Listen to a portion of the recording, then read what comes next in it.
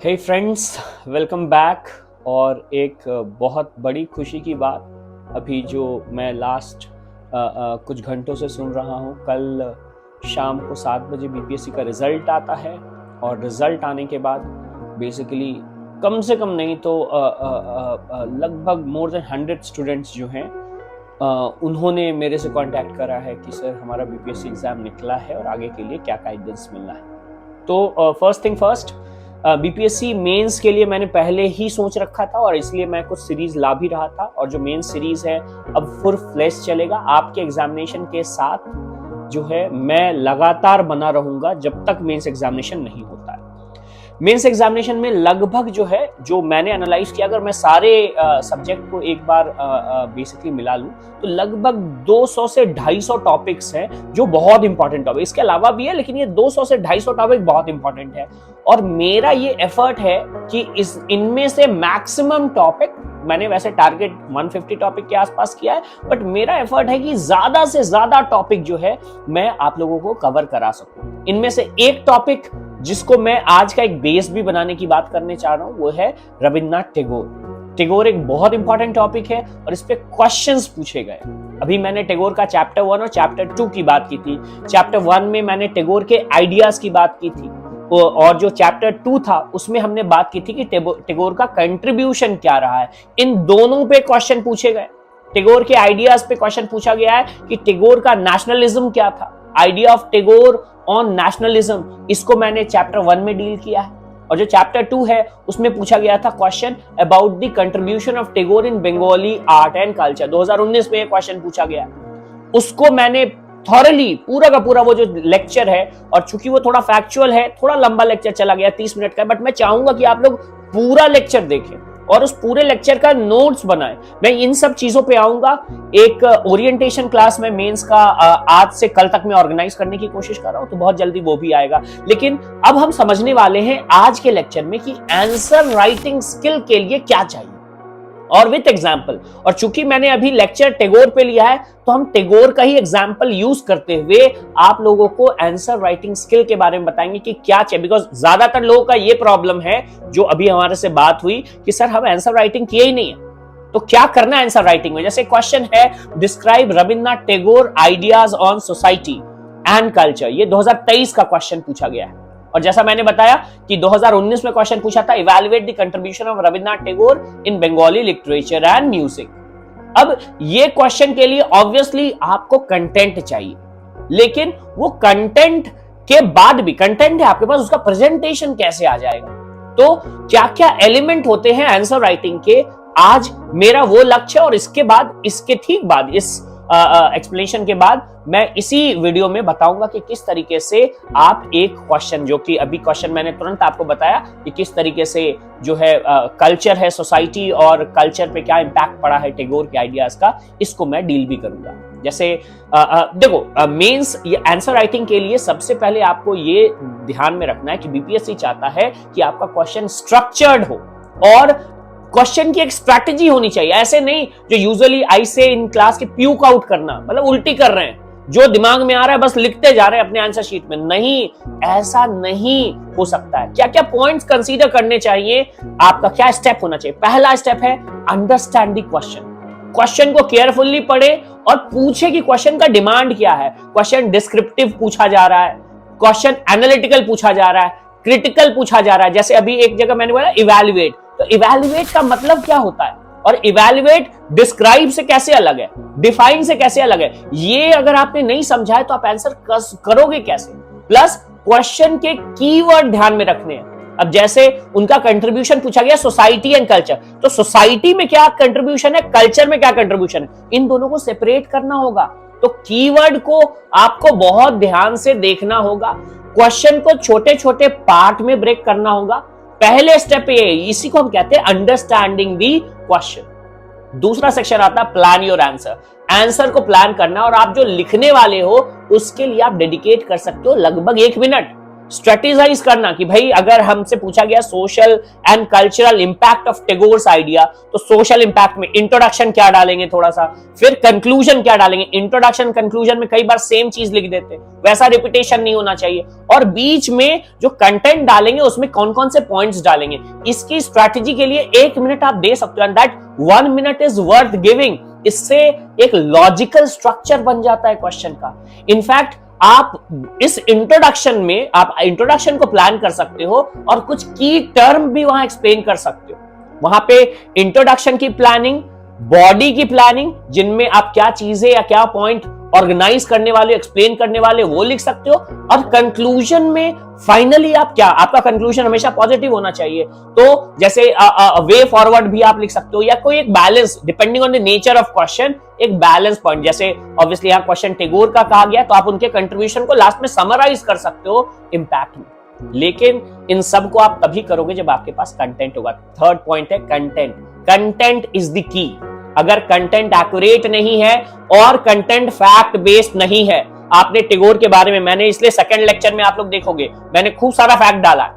अगर टैगोर का कंट्रीब्यूशन आप बता रहे हो और आपको उसके पास फैक्ट ही नहीं है, आप उनके नॉवेल्स को डिस्क्राइब नहीं कर सकते, उनकी किताबों को डिस्क्राइब नहीं कर सकते, उनकी किताब में क्या कंटेंट है वो नहीं डिस्क्राइब कर सकते हो, तो मामला गड़बड़ हो जाएगा। इसलिए मैंने बॉक्स बना करके दिया है कि टैगोर ने नॉवेल में किन किन पॉइंट्स को मेंशन करता है। तो कौन सा नॉवेल है जो लव थीम पे है, कौन सा नॉवेल है जो नेशनलिज्म के थीम पे है, कौन सा नॉवेल है जो सोशियो इकोनॉमिक कंडीशन को दिखाता है, ये सब मैंने उस लेक्चर में देखा। मैं चाहूंगा कि आप लोग एक बार उसको विजिट करो। Relevant data, examples, case study, अगर question depending on the nature of question, किस तरह का क्वेश्चन है। ऑब्वियसली ये टैगोर का क्वेश्चन थोड़ा एक अलग एस्पेक्ट का क्वेश्चन है। If there is a question on industrialisation in Bihar, तो वहां पे जो गवर्नमेंट रिपोर्ट्स है, जो नीति आयोग के रिपोर्ट्स हैं, या अगर हम थोड़ा इंटरनेशनल डेटा यूज करें तो जो एमडीजीज थे या फिर एसडीजीज थे, सस्टेनेबल डेवलपमेंट गोल, या स्टेट, बिहार स्टेट का कोई डेटा, ये डालना बहुत जरूरी है।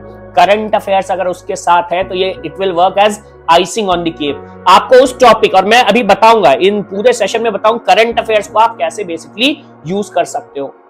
साथ ही साथ अगर कोई क्वेश्चन ऐसा है जिसपे स्कीम या कोई policy specially relevant to Bihar, जैसे एक एग्जांपल ले ले, जल जीवन मिशन, हरियाली अभियान, 7 निश्चय जो अभियान है, इनसे रिलेटेड कुछ आ जाता है तो और भी अच्छा होता है। नेक्स्ट चौथा पॉइंट है क्लैरिटी एंड प्रेजेंटेशन। देखो presentation is the key. Simple word use करना है। आप लोग का जो टेंशन है कि हम कैसे आंसर राइटिंग करें, बहुत सिंपल लेकिन परफेक्ट, कॉन्साइज होना है। ग्रामेटिकल करेक्टली लैंग्वेज यूज करना है। थोड़ा सा ग्रामेटिकल एरर चल जाता है लेकिन मेजर ग्रामेटिकल एरर नहीं करना है। लंबे पैराग्राफ नहीं लिखना है, लंबा लंबा सेंटेंस लिख रहे हैं, लंबा लंबा पैराग्राफ लिख रहे हैं, नहीं, बुलेट पॉइंट यूज करोगे। ये वंस एंड फॉर ऑल जान लो कि बुलेट पॉइंट्स अगर आप यूज करते हो, एक प्रॉपर हेडिंग डालते हो, हेडिंग बहुत इफेक्ट करता है। कई लोग हेडिंग्स नहीं डालते। इवन अगर आप कुछ मेंशन कर रहे हो तो उसकी हेडिंग डालो, एक लाइन से अंडरलाइन कर लो, और फिर बुलेट पॉइंट में अगर करोगे जहां पे ये संभव है, वेरेवर पॉसिबल, वहां पे सब हेडिंग्स भी आप डाल सकते हो। इनफैक्ट आप इंपॉर्टेंट पॉइंट को हाईलाइट करने के लिए अगर समय है तो, again that depends on the speed, इसलिए राइटिंग स्पीड मायने रखता है। आप लोग राइटिंग की प्रैक्टिस करोगे तो इंपॉर्टेंट पॉइंट को अंडरलाइन कर सकते हो, लेकिन हाँ, अगर आपके पास आपका राइटिंग स्पीड बहुत थोड़ा स्लो है तो बेसिकली इसको छोड़ भी सकते हो। Finally time management. अभी से जब आंसर राइटिंग लिखोगे, घड़ी, एक वॉच, अलार्म लगा के लिखने की आदत डालोगे। मैं इस पे आऊंगा कि कैसे प्रैक्टिस किया जाएगा। इनफैक्ट मैं ऑनलाइन प्रैक्टिस भी करवाऊंगा आपको। आप लोगों को टाइम एलोकेट करना है हर क्वेश्चन को मार्क्स के बेसिस पे, कि भैया अगर मान लो 3 मार्क्स का क्वेश्चन है, 2 अभी इस फॉर्मेट में क्वेश्चन नहीं आ रहे, लेकिन मैं एग्जांपल बता रहा हूं। 3 है तो कितना देंगे, 5 है तो कितना देंगे, 10 है तो कितना देंगे, 15 है तो कितना देंगे। और किसी भी क्वेश्चन में बहुत ज्यादा टाइम, देखो एक क्वेश्चन को बहुत खूबसूरत भी लिख लोगे तो एक मैक्सिमम रेंज है। 10 मार्क्स का क्वेश्चन है, बहुत अच्छा भी लिखोगे तो तुमको 9 मार्क्स थोड़ी मिल जाएगा। 10 मार्क्स का क्वेश्चन है तो यू आर होवरिंग अराउंड 7 के आसपास का क्वेश्चन, 6 से 7 मिल गया, बहुत अच्छा है, तो फिर दूसरे क्वेश्चन में जाना है। Avoid spending too much time on one question, practice question with in time frame, even during preparation. Exam में तो करना है। ऑब्वियसली छठा पॉइंट है आंसर इन कॉन्टेक्स्ट, संदर्भ में। मतलब जो क्वेश्चन पूछा गया, जैसे मैंने बोला, जैसे कि अगर जनरल स्टडीज का क्वेश्चन है तो आपको हमेशा ध्यान रखना है कि मल्टी डायमेंशनल क्वेश्चन होना है। अब जैसे क्वेश्चन में ही पूछ दिया गया कि टैगोर के 2 dimension, social dimension, cultural dimension, तो इन दोनों डायमेंशन के और क्या सब डायमेंशन हो सकते हैं? उसको देखना, मैं अभी समझाऊंगा एग्जाम्पल के साथ। तो सोशल, इकोनॉमिक, पॉलिटिकल, हिस्टोरिकल और इन्वायरमेंटल, ये 5 याद रखना है। सोशल, इकोनॉमिक, पॉलिटिकल, हिस्टोरिकल और इन्वायरमेंटल एस्पेक्ट अगर किसी क्वेश्चन के निकल के आते हैं तो कोशिश करना है कि उसको जरूर डालना है, ठीक है। ऑप्शनल पेपर का बहुत ज्यादा टेंशन नहीं है, मैं ऑप्शनल पेपर के ऊपर आऊंगा, क्योंकि कुछ लोगों ने मैसेज किया था, तो मैं ऑप्शनल के ऊपर भी आऊंगा।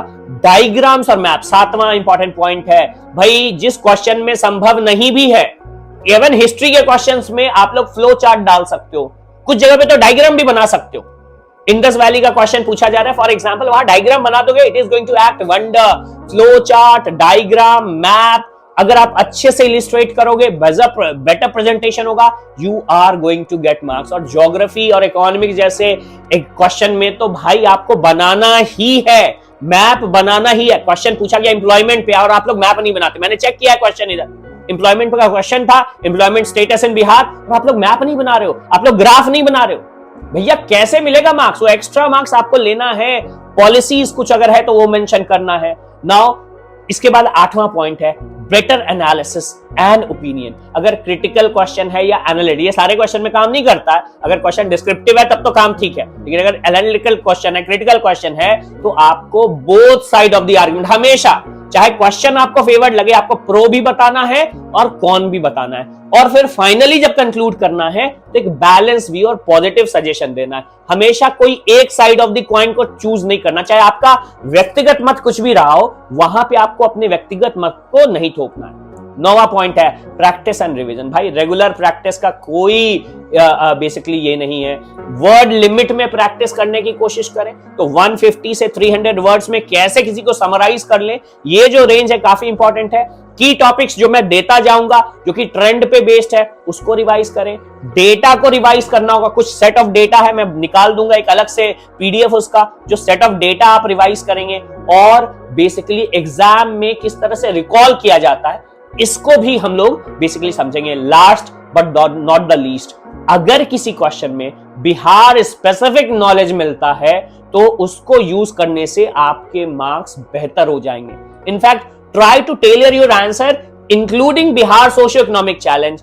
अगर बिहार से कोई हिस्टोरिकल कनेक्शन रहा है या कोई ऐसा डेवलपमेंट प्लान रहा है जो बिहार को भी प्रभावित करता है, जैसे मान लो कि एग्रीकल्चर है, एग्रीकल्चर पे क्वेश्चन चाहे जनरल क्वेश्चन पूछा गया, आप importance of agriculture in Bihar और प्रॉब्लम इन बिहार को थोड़ा सा कहीं ना कहीं विथ गुड एग्जाम्पल यूज कर सकते हो। अगर कल्चरल हेरिटेज की बात की गई है तो ऑब्वियसली बिना नालंदा, बिना बोधगया, मधुबनी आर्ट, मैंने इसके ऊपर भी बनाया हुआ है, इसको बिना मेंशन किए हुए। हाँ, अगर जरूरत है कहीं पे ऐसा जोन बन रहा है, ये देखना थोड़ा बहुत इंपॉर्टेंट हो जाता है। अगर पॉलिसीज की बात हो रही है तो बिहार का education policy, health policy, infrastructure, इन सब के एक्सपेक्ट्स पे आपको ध्यान करना होगा, तब जाकर के आप बेटर आंसर बेसिकली लिख सकते हो, and then that is going to basically stand out, और आप फिर कंपटीशन में लोगों से अलग दिखोगे।